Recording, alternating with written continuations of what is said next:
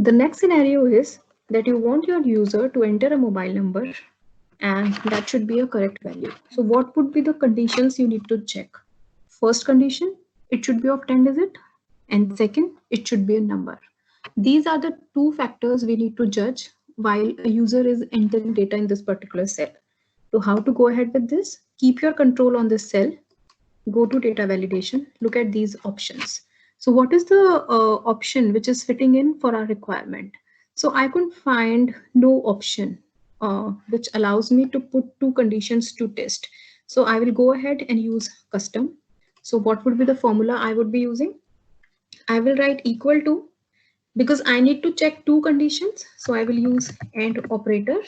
So my first condition is length of A20 should be equal to 10, right? So AND operator is used for multiple logical test. Like we have two tests, so we will go ahead with AND operator.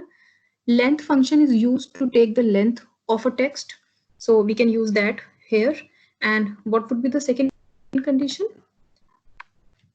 Is number A20. So basically the value in A20 cell should be a number. This is the second test we need to perform. So we are aware of is number function. We already discussed in the functions module that is number function test the value in this particular cell. Either it's a number or not. So in case it's a number, it's going to return true, else false. So when this length function is going to return a true value that it is of yes 10 digits, and is number is going to return a true value that the value being entered in this cell is a number, both the conditions will hold true, and then it will allow user to enter that particular value. So this is how this data validation is going to work. When we say okay, now it's a time to test it. Like in case I'm entering this, it is taking the digit. So what is the error we have performed? Now check this function again. And what is the error we have done here? Try to find that out.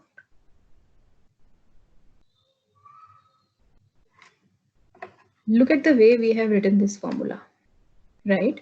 So length of A20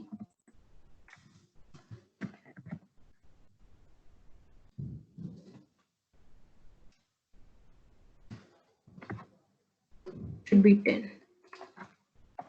Right? Now this is perfect. Length of A20 should be equal to 10. Is number A20? And we say okay. Now delete this value and write again. It says the value does not match the data validation restrictions defined for this cell. Okay. Try something else. Try a text value. It is not working. Fine. And in case we are entering 10-digit number, it's taking.